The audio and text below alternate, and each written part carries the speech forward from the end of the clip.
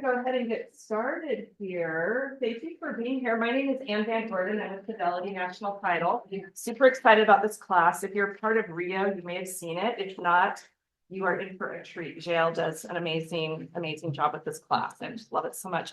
Before I turn it over to her though, I wanted to introduce Jennifer Gannon. She's one of our escrow officers.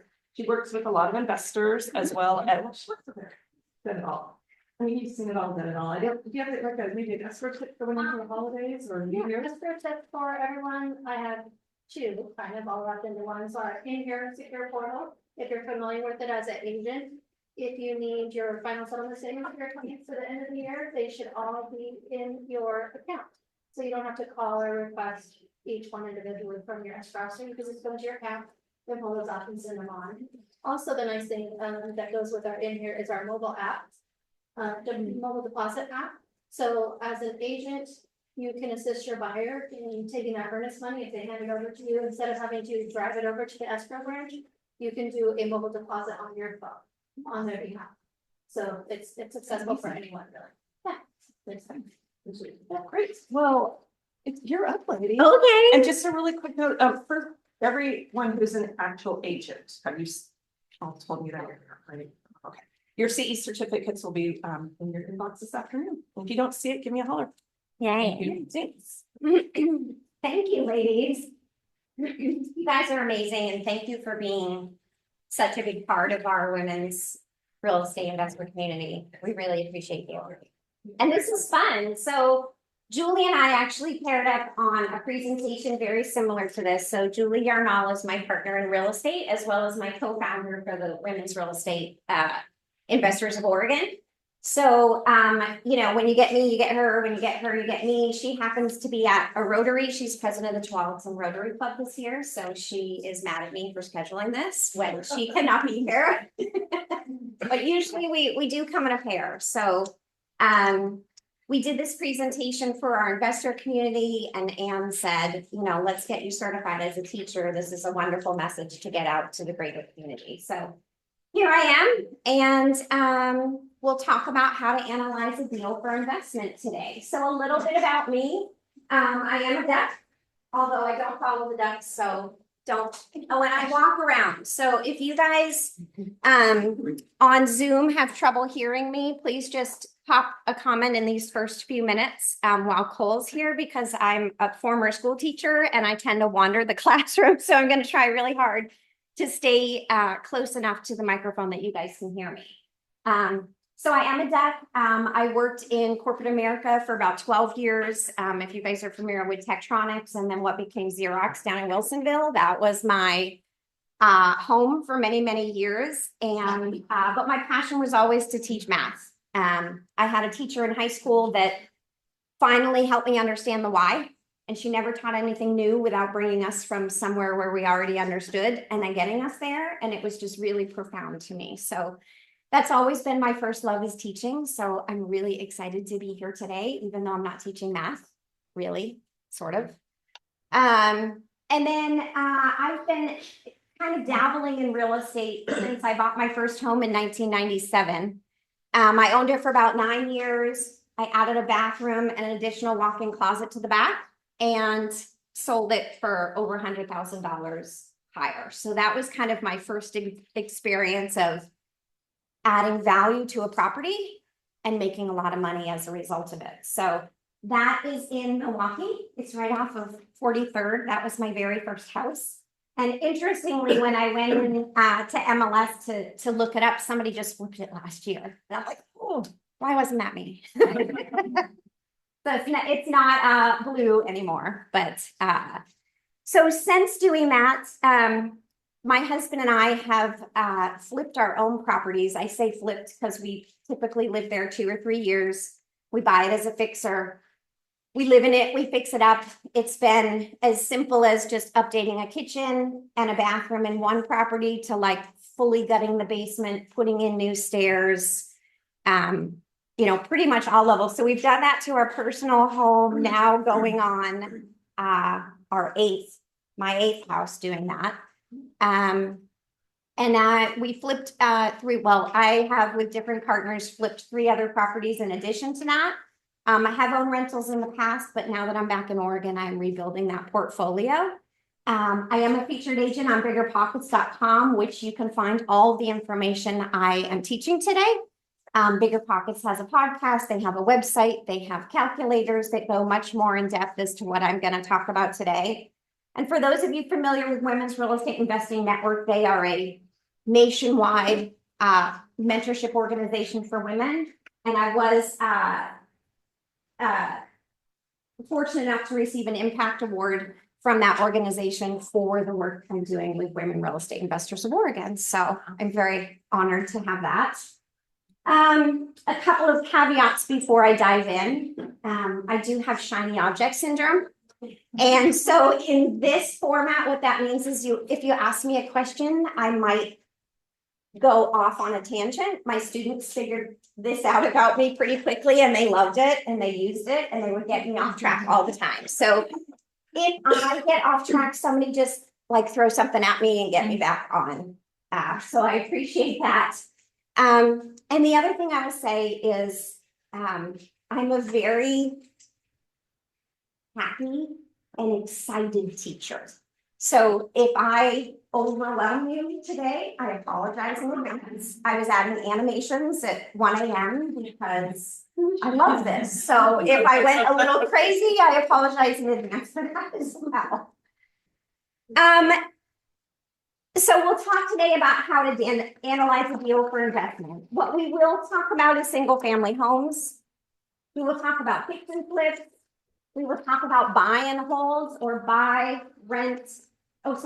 Buy, renovate, rent, refinance, repeat. That's what the BR strategy is. We will talk about after repair value or ARV. We will talk about estimating repairs, and we will talk about how to calculate your maximum purchase price. This is very back of the envelope calculations today. What we are not going to talk about is anything that's currently rented. We're not going to talk about multifamily in the scope of this presentation today. We won't go commercial. We won't be looking at any complex spreadsheets. Once you dive in and do this more, there are a ton of tools out there. People have their own tools. Bigger Pockets has a tool you can use. Other sites have tools you can use. Today's presentation is really about that back of the envelope calculation, right? Can I make an offer and what about is my offer going to be for this flip? Do I need to walk away even though this is the cutest house I've ever seen because the numbers don't work? Or can I continue to pursue this? I won't be talking about ROIs, APOS, PRMs, cap rates, cash on cash return, or any other of the bigger terms that are used in real estate investing. Okay, we're keeping it simple today. So we'll talk about buying a fixer-upper, determining what that after repair value or that ARV will be, how to estimate repairs. Corrine, it's like having my mom in the room. I love you, but now I want to make you proud. I know I'm older than you, but I want to make you proud. You're so good. Okay. Thank you for being here. It means a lot to me. We'll walk through an example, talk about a few mistakes to avoid, very quickly touch on if you're an agent and you're selling a fixer-upper, and lastly, why it's important to invest in rentals. So I'm going to try and do that in half an hour. And so who buys a fixer-upper? According to ChatGPT, if there's a fixer to be purchased, the largest pool of buyers is your flipper, right? They want to come in, fix it up, and sell it. The smallest percentage is that other kind of investor that either wants to buy it and hold it, or they want to buy it, live in it, but also make money while they're living in it. So that's your house hacker. A house hacker is someone who purchases a property for their own use, but also uses it to generate revenue. So maybe they build an ADU in the basement and they rent it out. Maybe they rent out property to, someone who needs to store a container. Maybe you have roommates, right? That's all house hacking. It's creating income from your primary residence. So about half of people who buy fixer-uppers are investors, right? Real estate investors. The other half-ish are those who are gonna live there and they're not afraid of a fixer. So first-time home buyer that is really handy or has family members that are really handy and they're not afraid to put in that sweat equity. Or it's somebody upsizing or downsizing, again, who isn't afraid to make their own repairs and put in some sweat equity. Obviously, when you're selling a fixer, you really want this half to buy it because you're gonna get more money from that person that moves in, right? And is willing to build their own equity. Whereas these people need the numbers to work because they're gonna turn it around, and that's what we're talking about today, is the investor piece. So buying a fixer-upper. If there's anything I can tell you today, it's that all of your money is made when you buy the property. You cannot save your way to a profitable flip. You cannot cut costs in your renovation to make your flip profitable. It all happens when you buy it. So that's the most critical step. You have to buy it so the numbers work. If the numbers don't work, don't buy it. Even if it's adorable and cute and has tons of character and, right, the numbers have to work because that's when your money is made. Okay, so where do we find these fixers? The best place is directly from homeowners. All right, agents, these are our clients that have a senior parent moving out, right? And they have this family home that they need to sell. Or it's a family going through a divorce that needs to sell their home quickly because it needs to be sold before or within a certain time frame. It's your foreclosures, it's your probate properties, it's your vacant properties, and it's even tired landlords. Somebody's owned this house for 20 years, they've been renting it, and they're retired, and they're ready to sell off their assets. This is the best place. You're gonna get your best deal, and the numbers are gonna look the best if you can work directly with your seller. And the more urgent they need to sell, the better you're gonna be able to create that win-win where you get them what they need, as well as get a price that you need to make it work. Other places to find fixers, obviously MLS, pocket listings that agents have, that they have this off market. They don't want to put it on the MLS, but they have this, so spread the word. Partner with agents if you don't have them. Wholesalers, for those of you who don't know what a wholesaler is the person who plays that in-between job where they work directly with the seller, but they don't want to hold on to it. And they're not an agent, right? So it doesn't go on the MLS. They'll call foreclosures. They'll talk to a seller who really needs to move quickly. They will negotiate that deal, and then they will go out and find a buyer. And there are lots of wholesalers in Portland, groups, lists you can get on. Social media, there's lots of Facebook groups, and of course, friends and family. Someone calls you up and say, hey, I just inherited this house. I need to sell it. All right, that's going to be your best resource, is someone who thinks of you. All right, so that's finding a property. Let's say you've identified one. Now it's time to figure out, what could this home be worth? And that's the ARV, or the after repair value. If we fix this up so that it's beautiful, what could it be worth? So your role is to look at comps, do a CMA as if the repairs have already been done. Right? So instead of the yellow Formica and the shag carpet in the kitchen, what if it had the quartz countertops, either painted or new cabinetry? What if the hardwood floors were refinished and you pulled up that carpet? Or maybe there aren't hardwoods and you put all new luxury vinyl planking in there. So you're looking for the comps that are the quality that you expect that house to be after repairs are made. That's your ARV. When you're calculating your ARV, you don't ever want to go nicer than what's selling in the neighborhood. Even if it's the cutest house ever. If all the other homes in that neighborhood have sold with Formica countertops, do not put quartz in there, because the market does not support that level of investment, right? You won't get your ROI on spending the extra money on quartz countertops. Many of us are creative and we love to go in and say, oh, wouldn't it be so cute if we had these little, tiles going up the stairway, right? Something totally adorable and beautiful that for a boutique art Airbnb would be amazing. And maybe you are buying this property to be a boutique Airbnb. And so by all means, consider those changes. But what if the market shifts and you can no longer rent that property as an Airbnb and you've got to bring it down to a midterm rental? Or worse yet, you have to have it as a long-term rental for a couple of years, right? You don't want to have invested so much in that property that you're now losing money because you can't get the rents that you had hoped for.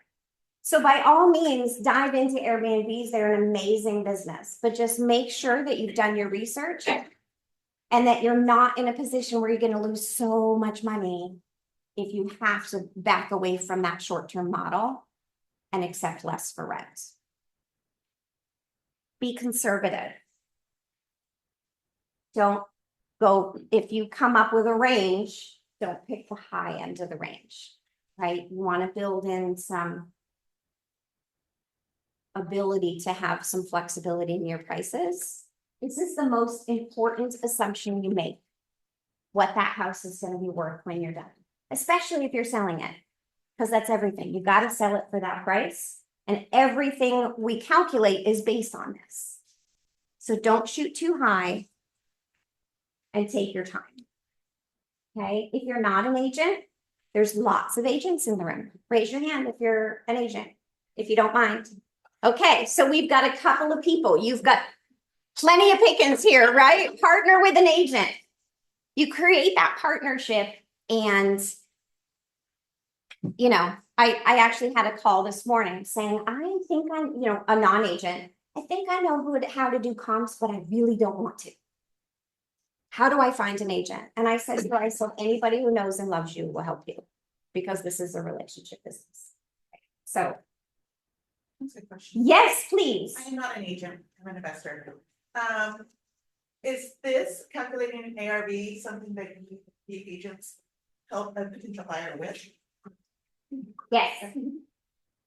Yes, absolutely. As long as you're choosing an agent that understands the difference between a CMA if we were to sell this property What's a today. CMA? That was Okay, sorry. So a CMA is a comparative or competitive market analysis, right? It's whenever we're going to sell a house for a client, we perform that market analysis to say what's the house worth, what should we list it for, right? So the only difference here with ARV is it's not what we would list it for today.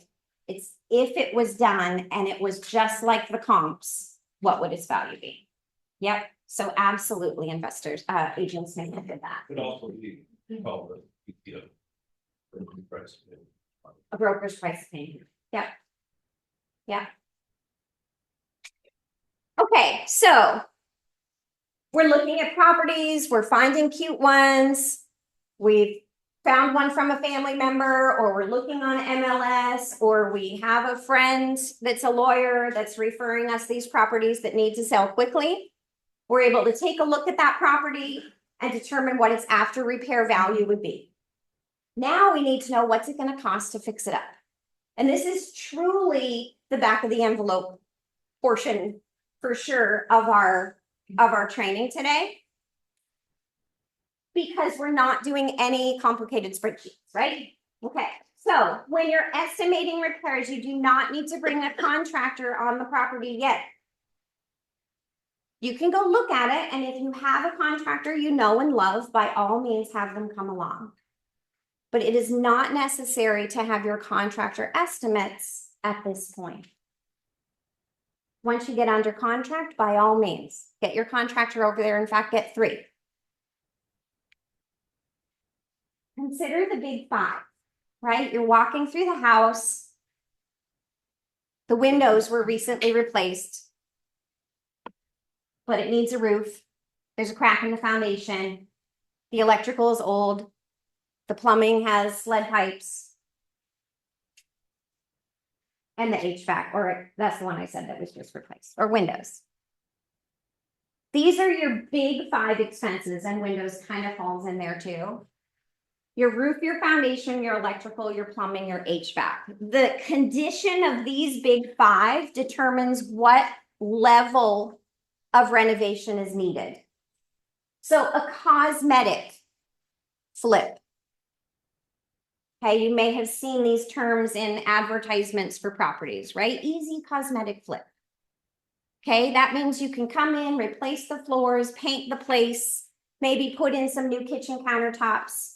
If it makes sense, upgrade the bathroom a little bit, put a cute little pedestal instead of that old honey oak.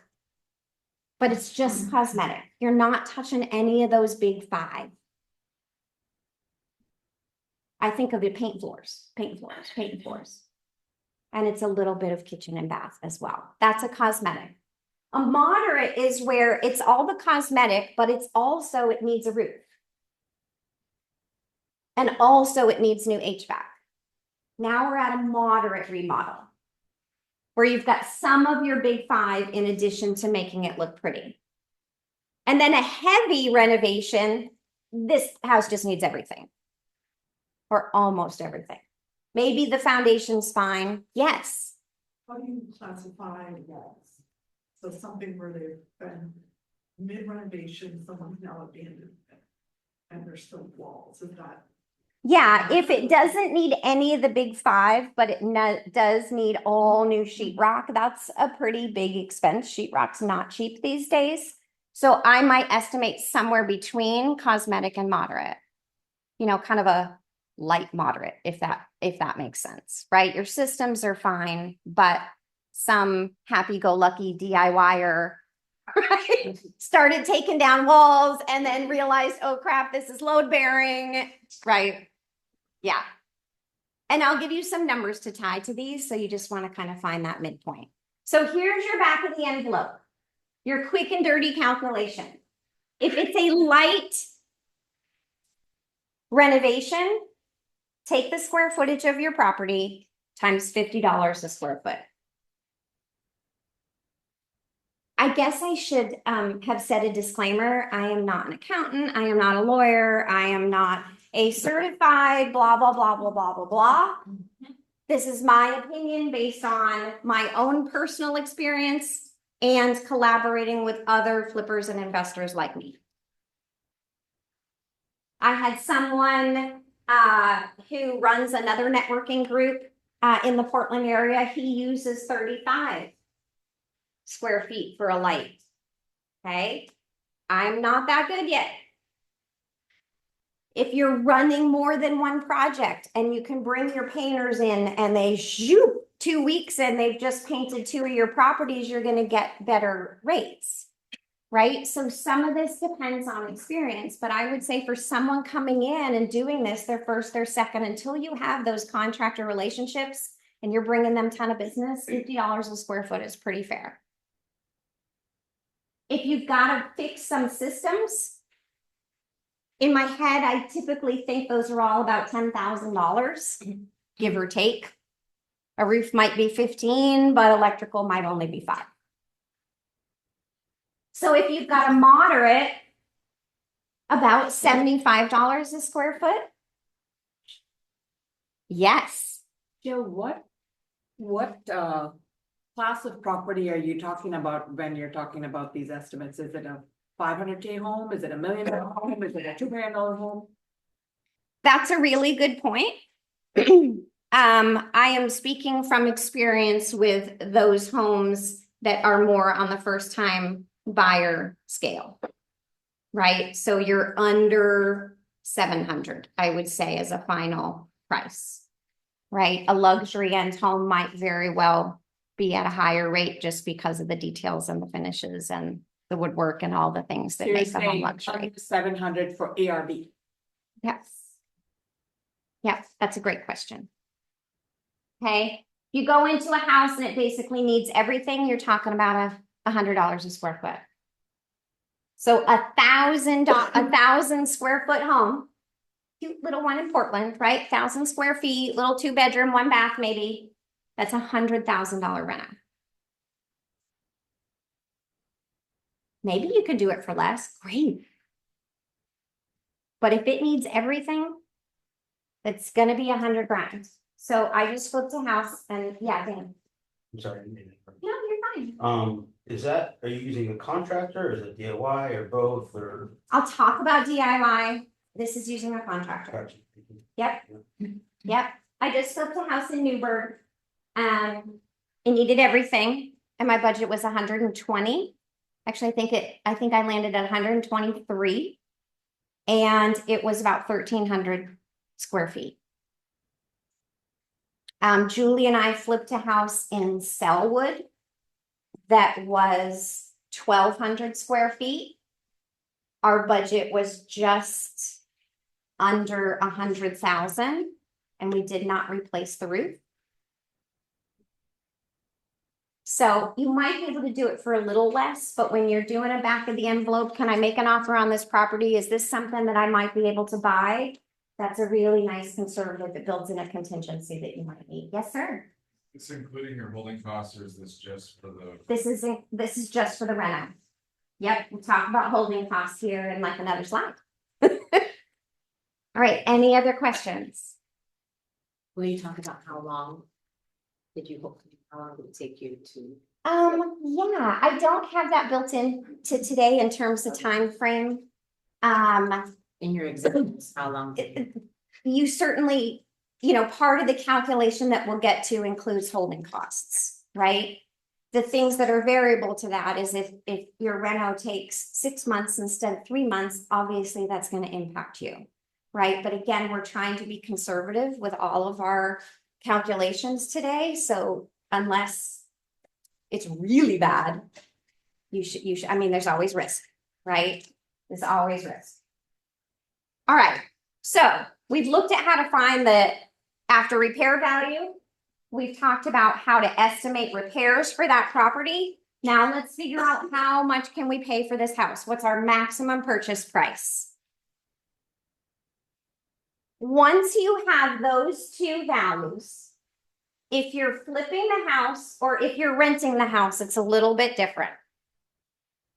If you're flipping the house, you want to take your after repair value and you want to multiply that times 70%. And I will tell you why 70 shortly. So you take your after repair value, you take 70% of that value. Now you subtract repairs. That gives you your maximum purchase price if you're going to flip a house and you want to make money.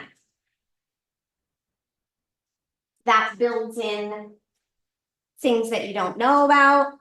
It builds in if it takes you a little longer than you thought. It builds in if it takes time to get a permit, especially if you're in Portland. That's why I love Newburgh. Much easier in Yamhill County. And the guy, it's the same guy that comes out, all 3 times, so. But most of your properties are in Portland, so you just gotta wait for that. Now, if you're renting it, meaning you're not gonna sell it in 6 months, but you're gonna hold on to it, you have a little more flexibility and the formula adjusts just slightly, where now you're taking your ARV, multiplying it times 80% and subtracting repairs. That's the maximum you want to pay to buy that property. If you're buying it, renovating it, renting it, refinancing it. Now, if you're buying an already rented property, then totally different discussion. Then it just has to cash flow. Maybe. So why the difference? What's the difference? I will tell you. I promise it's coming. Okay, we good? You got that? All right. This is called a 70-cent deal. That's the terminology that you'll hear investors talking about. I need a 70-cent deal. I had a wholesaler call me this morning. Hey, I got a place in Northeast Portland. And I'm like, you should know I hate Northeast Portland. I'm not going there. I live in Sherwood. It's not worth it to me. But if the numbers work, I'll make the drive. But I always tell them, I need a 70-cent deal. I don't run 4 flips at once. I don't have, you know, the contractors that I can get super awesome deals with. These are the numbers I stick to, even though it's very hard in Portland to find a 70-cent deal, and I'll talk about that a little bit more too. For a rental, that's called an 80-cent deal, right? So it's based on that percentage. Is this accounting for realtor? Yep. Okay, so let's go through an example and then I'll talk about the why the 70% and why the 80%. So Kirk Bales, does he happen to be in the room? He's an agent here in our office. I went to MLS and I just searched for fixer and I clicked through everything until I could find a fixer from someone in our office. So hopefully, you know, if he's mad at me for sharing him, he knows where to find me and we can have that conversation. So Kirk has this cute little, isn't it cute? Right? Can't you just see like mowing that lawn, planting some new bushes, getting a nice new roof on there, some shutters. Can't you just see? Oh, it's so fun. So fun. All right. So this is located on Southeast Plaza. It is a 5-bedroom. I have no idea where those 5 bedrooms are. It looks like a 1-bedroom to me. I mean, right? Like, is this attached? You know, Basement. I mean, it's gotta be basement. And it makes me wonder because it doesn't look like we have any egress windows in the front. The property doesn't look sloped, but maybe it is. Maybe there's a walkout. I don't know. This was the only picture. So, oh no. Yes. Great question on square footage with all the basements over here, so what can they count? Because you'll see these things and it's like 2,700 square feet, and then it's like. Yes. So I am not an appraiser. And our MLS asks for unfinished square footage. So then when you see it on Zillow, it looks like it's 3,000 square feet instead of 1,500, right? As far as when you're doing these calculations, it's finished square feet. I mean, I think it has to be like heated and sheetrocked. I think is technically my title people may know better than me, but. Must be at least 70. Okay. 7.5. 7, okay, see, we've got people much wiser than me on that. 7.5 foot. 7.5 if you're in the basement to be considered. Could be if you finish. Oh, an attic, sure. 7.5. 7.5 feet. Yeah, I'm just, well, no, what's that? Anyway.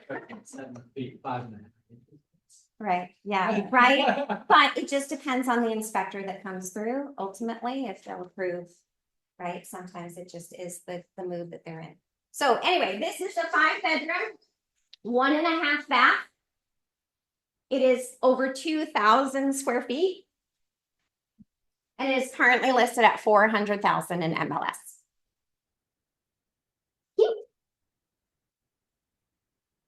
Here's some of the description. It says this home is waiting for your touches. Home is down to its studs, waiting to be finished. Buyer to do due diligence with the city to determine possibilities, right? That's the little comment, like if you want to tear it down and put a 4-plex, like do your research before you bank on that. All right, so we're going to use this as an example. Like, let's analyze this. Let's see if this is a great property to buy and flip. All right, so first we're going to determine ARV. I did the midnight ARV calculation, which basically required no math. And I pulled 3 comps within that elementary school. That's just the way I like to search initially. See if I can get some comps within the elementary school. If not, you guys do your CMAs however you like. That's not part of today's discussion. I pulled those 3 properties. And then of course, this is our subject property. So a couple things different, right? We've got an extra bedroom. And it's definitely larger than the 3 comps. So based on those 2 things alone, I decided 550. No science, just me picking a number. Okay, So we have our ARV, and again, don't ever do that part as fast as I just did. This is your most important number. If you guesstimate this too high, you risk losing money. Yeah, Earlier you mentioned there's a little bit of a difference between a CMA and getting an ARV. Just real quick. the CMA in general is what it's worth right now as is in its current condition. Whereas an ARV is if we fixed it up as nice as the comparable properties, right? So like this last one, cute as a button. Granite countertops, refinished hardwood floors, like beautiful little house. The 5731. Yeah.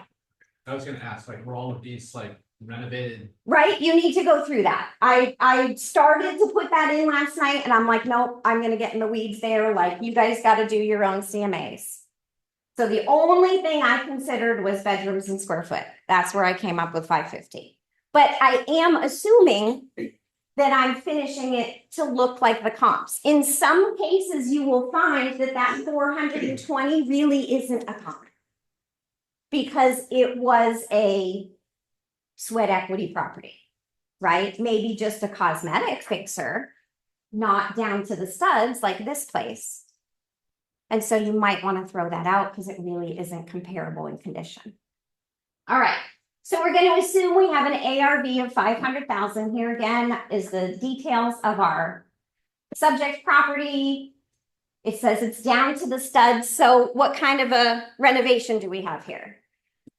Heavy.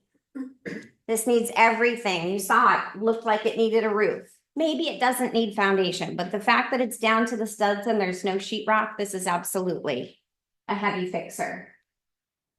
So here we go. $100 a square foot. This is a lot of square feet to take on for your first flip, I'm just saying. This is a $200,000 renovation. It's 5 bedrooms. 1.5 baths. If you have 5 bedrooms, you may very well want to look at a way to make that a 2 or 2.5 bath.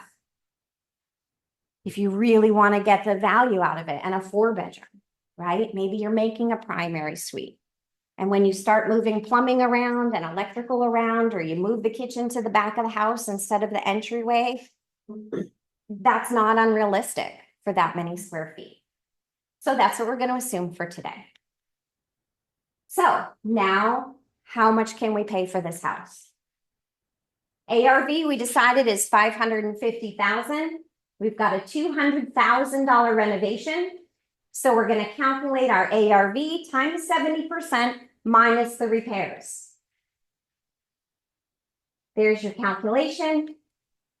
We can pay 180,000 for this house. A more experienced investor that can do it for 150, well, they can pay more, right? And so for me, if I did these calculations, I would click next because I know what it's listed for and I know I can't get there with all the sweet talking in the world. Now, if it was on the market for 6 months, or 9 months, I'd definitely be having that conversation with the agent. 400. 400. I will also tell you that finding a 70-cent deal on MLS is about impossible. You've got to be working directly with those sellers if you want a 70-cent deal.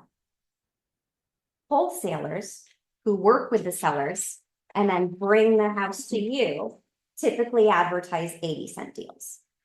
And they sell them every day, right? So this is why my heart is set on Kansas City. I used to live there. It's totally cute. I can get 70-cent deals there. Portland's hard. I'm not telling you not to do it, but on MLS is a tough place to find a 70-cent deal. It just is. Let's say you're going to hold this property for a rental. So we've got the same numbers. I will also add that if you're renting it, it may not have to be quite as pretty If it's a long-term rental, maybe you can go with the Formica countertops instead of the granite. It's just all about, are you gonna make all that investment up first, or are you gonna have a little bit more in maintaining it over the years, right? So we're gonna hold on to this for a rental. Here's our calculations. Now we're taking an 80-cent deal. So now we're up to about $235 purchase price for this home. Jill, you could also, on something like that, assuming it has a basement and it's an unfinished basement, can you cut that square footage off? Yep. When you're doing your calculations? Absolutely. Unless you're gonna renovate. Yes. If you have no intent to renovate that basement and just leave it as a basement, then absolutely take that out of the square footage. Yes, Which makes the number. it makes the number way more possible. Yeah, because 2,000 square feet is a lot of square feet. But if 800 is down in the basement, and so we're really only talking about 1,200, and so the budget to renovate is only 120,000, that's a very reasonable, right? We're much closer to that list price. It's also probably about 5 bedrooms. It's not a 5-bedroom anymore. No, it's not. They are. Yes, yes, right? It's all. That's why I like to keep the math really simple in the beginning, because it allows me to play with these scenarios rather than having this big complex spreadsheet and, okay, let's do a new tab and a whole new analysis and a new tab. And I love Excel, don't get me wrong, but if I'm just trying to decide if I'm going to go look at a property, I don't want to go that far in the weeds. All right, so why 70 cent? Why 80 cent? So for a flip, 15%. So you're taking 30% off the ARV, right?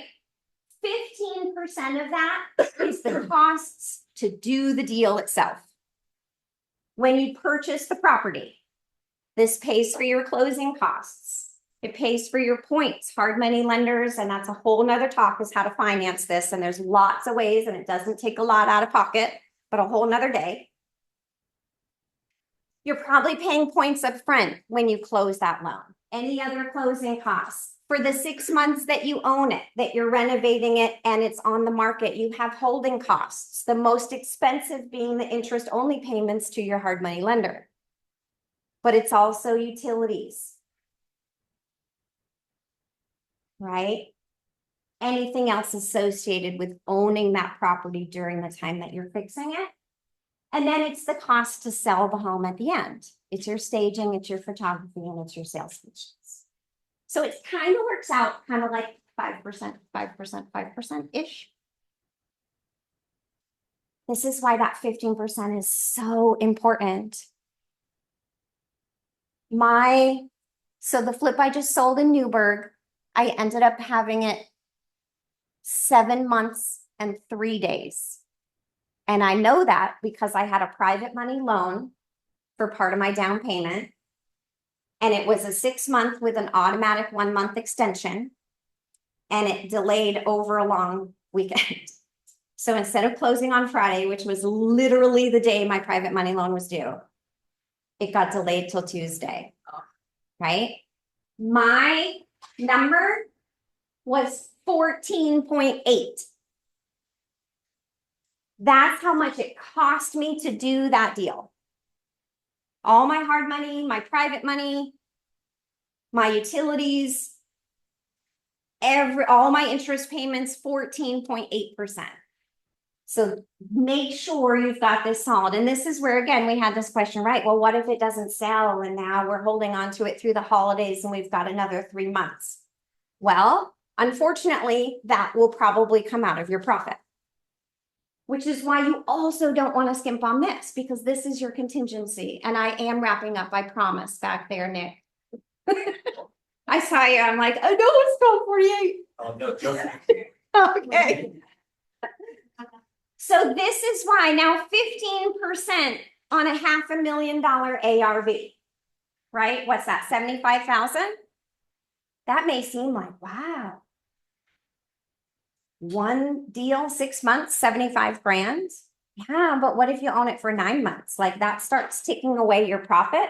So you also don't want to skinny this. Which is why it's so hard in Portland with 80-cent deals. Because I don't know how they're making a profit, honestly. They either have some dynamite contractors that I haven't met yet, or they're paying cash and they don't have any loan costs, they don't have any points to pay, they don't have any interest. I mean, but then you're using up your cash. Like you could be putting that to use someplace else. Again, another talk for another day. Sorry, I go into the weeds. So 15% is your profit. Now, if you're holding on to this house, you don't need 15 and 15. You really only need 10% to do the deal because now you don't have any of these selling costs. You're not staging it or photographing it necessarily. You might still photograph it for your rental listing. And you're not paying sales commissions at the end. So you only need about 10% to hold that home. And then the other 10% you need to set aside so that you have equity in the home when it's time to refinance at the end of the project. Most refinance loans, like a DSCR, is one of the most popular loans that people use to refinance after the project. It's a debt service coverage ratio. Did I get it? Debt service coverage ratio loan. And they're going to want you to have about 20% equity in that property. So when you refinance, some of this 20% has to go towards that equity of your ARV. Okay, any questions here? Because I'm almost there. So we're kind of at our time. I'll talk faster. All right, couple of quick mistakes to avoid. We talked about this. Be conservative in your ARV. Don't shoot for the moon. Underestimating renovation costs. So that $100 a square foot or 75 or 50, that assumes this contingency. But when you're actually you're under contract for this home, you're bringing your contractors out, whatever they give you, add 3 months and 10%. Not science, just experience and learning. So don't underestimate your renovation. Don't over improve for the neighborhood. I think we talked about that. Don't neglect the importance of curb appeal. If the house is beautiful inside, but it's still a junkyard outside, take the $1,500 and have some cleanup done there. I mean, real estate agents, we know that. Choosing the wrong location. This is a really cool website. It's kind of a heat map. It shows you where property values year over year are growing versus declining. Portland has declined year over year. Places like Newburgh and Dundee, oh my gosh, talk about a hot spot. Doing the work yourself. Dana, this is to your question. Time is money. If you are trying to do all the work yourself on a flip, it is going to cost you money. My flip in Newburgh cost me $1,000 a week to own. That's okay. Like I made money. Like I'm okay spending money to make money. That's part of the good debt, right? Utilizing hard money to make this happen and make a profit. But if I was doing that work for myself, it would take me way longer than if I paid a contractor to come in and do it. If you want to own a property and live in it and fix it up, 100% do the work yourself. But if you're flipping and you're on a time crunch and time is money, get somebody in there to do it for you. Now, sometimes there's things you love. My husband and I went in and painted the kitchen cabinets. Our contractor said he hated it. We're like, okay, we'll do it, right? Saved us $4,000. Took us a weekend. That's not a big deal. Some of you like tiling, all right? And then the last thing I would just add in terms of mistakes to avoid is make sure you do have some cash on hand. Your contractor is going to want to get paid before your loan reimburses you for that payment. So you need to kind of have money to just fill that gap. All right, I'm going quickly. Remember, all of the money you make when you flip a house is when you buy it. If the numbers don't work, don't buy it. Because you can't make money if you pay too much. Okay. I'm out of time, so I am okay not touch. Actually, I'm gonna skip this one. This is just a little example. What would you price a fixer-upper at? Okay, if you do the math at an 80-cent deal, which investors will buy all day long in Portland, you would price this at $450. But here's what hooked me. This is the last thing I'll tell you guys today. So what is the power of just owning one rental home? Okay, Dwight talks about it takes 3. He does a talk on building wealth in real estate. Dwight is our majority owner here of this office. And he says it takes 3. You need to have at least 3 if you're going to retire. What if you just owned one? What's the power of that? All right, so imagine for a minute you have clients, or it's you, or it's a family member, whoever, and they've been saving up to buy a first home and now they're ready to have a family. Okay, so this is my stepson all day long. Right around the time that baby is born, take a chunk of savings and buy a rental property. Get a mortgage on it. Get a renter. So you're really only out that down payment, right? Or if you do a BRRRR strategy or something like that, it's even less. But you've taken just enough for a down payment, you're buying a rental property, and you want to make sure it cash flows. It doesn't cost you money every month. And we're just going to assume for the sake of this that it cash flows $500 a month.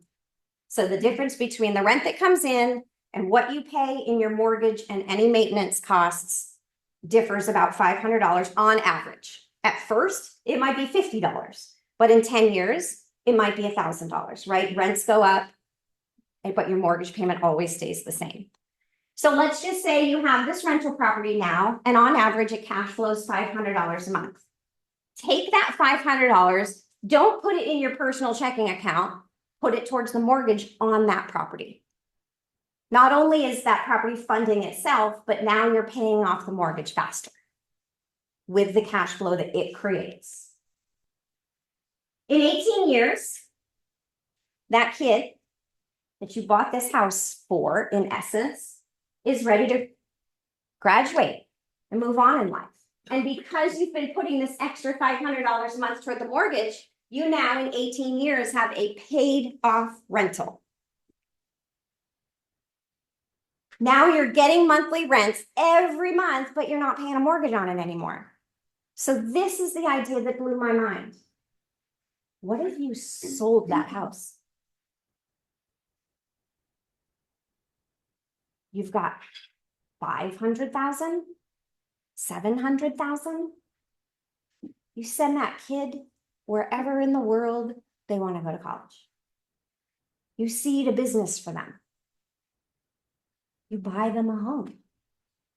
I don't know where my son's going to be in 4 years, if he's going to want to go. I mean, my thing when I heard this is like, crap, if I want him to go to Harvard, maybe he could.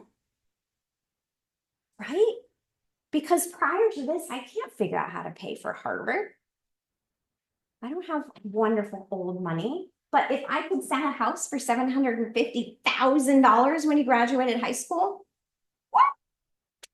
It's much better frankly, it's much better than my little Fidelity college fund that I've got going on for him.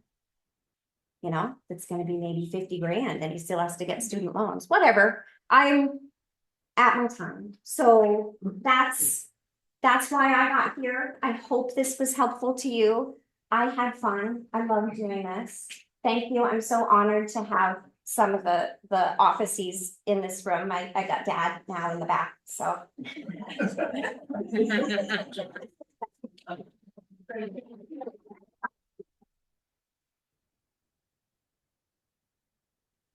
This is my other side about why you should retire with real estate instead of saving money. Your brain blows up. There's the summary. Oh, if you want to get more information, there's tons of local groups around here. Here's just a bunch of them. Obviously, Women Real Estate Investors of Oregon. I co-founded that. We've been around about 2 years. We meet here every first Wednesday. Several other co-ed groups up there. Bigger Pockets, everything I said and so much more you can find through Bigger Pockets. They have a podcast. And I spent 2 years in a mentorship program through Women's Real Estate Investors Network, which is also wonderful. One of the best all-inclusive coaching programs that I've seen in terms of teaching you every possible thing about how to get involved and that's me. Thank you. I know we already ended, but.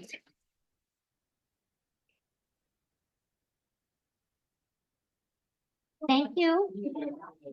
Oh, to the more, yes. Yeah.